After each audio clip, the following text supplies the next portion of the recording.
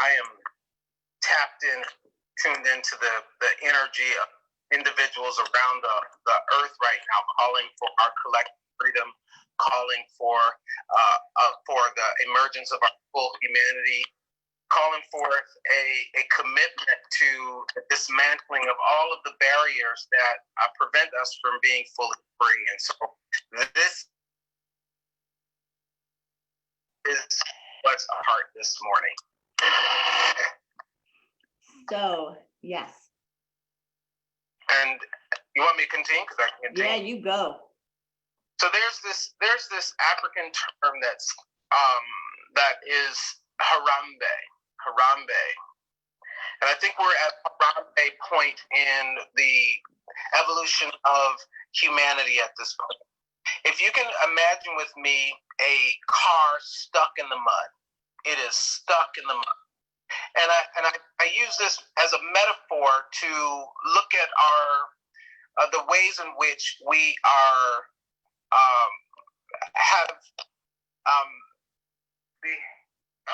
You're okay. Keep going. You're okay. I use this as a metaphor to think about how we are as a society concerning race relations. We're like a stuck car in the mud. And there have been efforts to get this stuck car out of the mud. And if you've ever encountered a car in the mud, if you get one or two people pushing that car forward and somebody in there steering and driving, you'll notice that it has this tendency to rock forward and backwards, rocking. But there's a point at which those few individuals who are engaged in moving this car forward, trying to get it from this stuck place, come to a place of exhaustion. And I believe for our country, we have seen that be primarily the work of people of African descent, African American leadership on this issue of dismantling structures of systemic racism in our society. And right now we're reaching what I feel is a tipping point in our evolution here in our country and possibly around the world. Something struck us in a very powerful way as we witnessed the murder of George Floyd on national and international television, and something about our humanity took a leap forth to its next highest expression, I believe. And so you see this uprising, you see this response, you see this willingness to stand and boldly speak to the issue. And so what I'm now calling for from all of my beloveds from around the world is Harambe. Harambe is this term that means forward together now.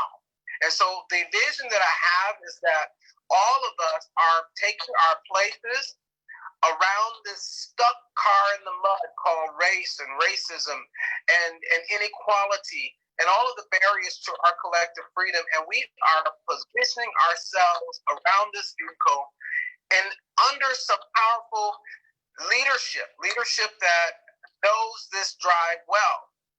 But we're getting behind and we're getting our hands on to this vehicle, and we are pushing our collective weight. And as we hear the call, Harambe, we push forward together, and we envision ourselves completely moving from the stuck place and riding forward as a collective humanity, free from the original sin of this nation, which has been institutionalized, right? And I believe we'll take a quantum leap forward as a society as we embrace this possibility. So my invitation to us is to hold this vision of moving from the stuck place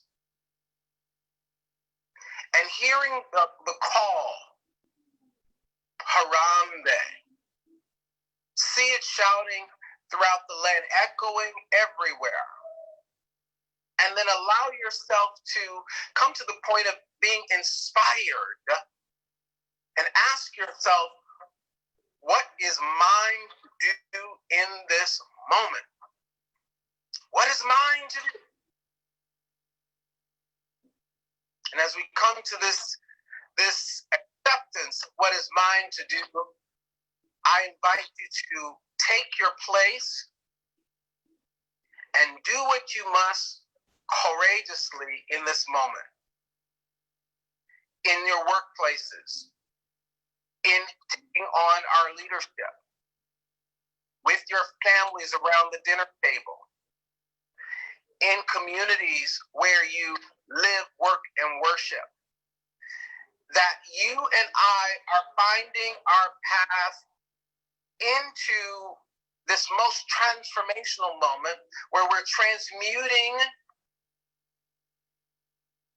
centuries of pain, trauma, and raising it to this high octave and vibration of freedom, equality, equity, and prosperity for all. You know, when I think about this in a very personal way, I have so many of my relatives who never got to see a day like this. In fact, some wouldn't even imagine a day like this where the entire world would be standing in solidarity, literally declaring Black Lives Matter. And so we're at I believe, a tipping point. And sadly, what got us here was tremendous pain, tremendous struggle. And I want us to come from out of the shroud of shame and fear and complacency and it's not my problem, and assume full ownership of a world that works for all of us. And as we assume that full ownership, trust that you will be guided and trust that there is guidance and support available for each of us as we step into this moment. And so I issue the call on behalf of our untimely ancestors created by hate crimes and racialized violence. I issue the call, Harambe, Harambe, Harambe, forward together now. And as we rise to this moment of the call, loving presence, equip us, provide us with the resources, establish right relationships, give us the moral courage and the inner strength to participate in this long-distance, cross-country, intercultural, international relay race. See us through across this line and let us ride into an unprecedented future in peace and a world that in fact does work for all. Harambe, Harambe, Harambe. Forward together now. Amen.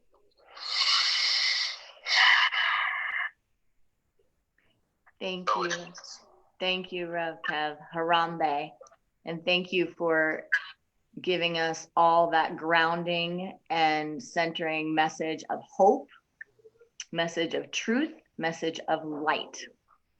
So thank you, Rev Kev, for being here with us today. We are here with AGNT Speaks, and we come to you live every Wednesday. So save the date and join us in the future for our next dates. We had some technical difficulties this day, and so we are usually live on Facebook and then up close and personal in the Zoom room. We're going to do just one question before we sign off for Rev Kev from one of our panelists. And it is, how do we address and interact with those who do not see or acknowledge that there's a stuck car? I would, it depends. It depends. I don't think it's our job to force people to be in a place where they're not. I think right now, it's very important to align ourselves with those that are on the move. And so I don't think we have this window to repeat again in this way.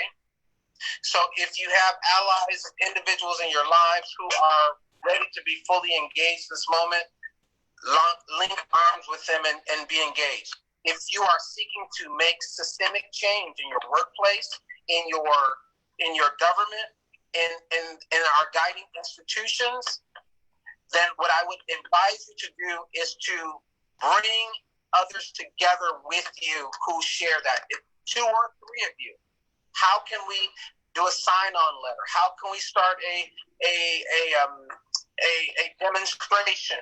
Bring it together as an hour, even if it's just with one other individual. If it's individuals in your family who are unwilling to move into this conversation in a powerful way, connect with other people who are of like mind.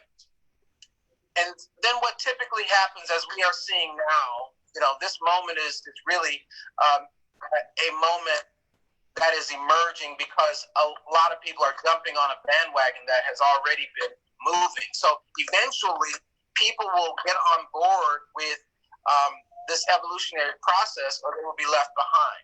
I don't think there's much of an alternative. But I think you have enough momentum. I think we have enough momentum with individuals who are on the move, who are in tune with the direction that the planet is moving us in. And I think you can concentrate your energies with those that are ready to go. Perfect. Okay. Perfect. And one of our Zoom participants commented and said, that's the power of attraction at work. So thank you for that. Thank you all for joining us today for AGNT Speaks. You can learn more in the post below here, but we appreciate you joining together for this moment in consciousness. And the next time we have Rev Kev on, we're going to make sure that we don't have these technical difficulties, but have a blessed week. Be a blessing to others. Thank you. Thank you. Thank you, If we are to evolve as a movement, we have to get a new thought about new thought. What did I say? We've got to get a new thought about new thought. An old thought about new thought was that we are colorblind. Are you hearing me? And I want you to know that color blindness is dangerous. Color blindness is ignorance. Did you hear me? Look around this room. You're going to see some colors. Go ahead, look around. Did you know that you are some color in the Crayola box?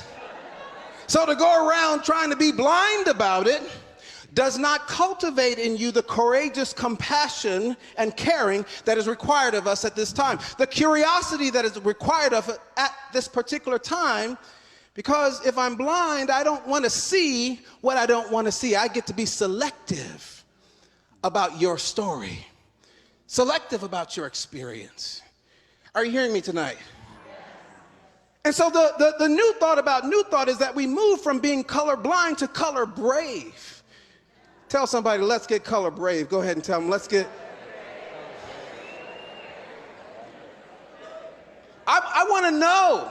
I want to know your story. I want to know your culture. I want to know what's cooking in the pot on your stove, and I want to taste it for free. Are you hearing me?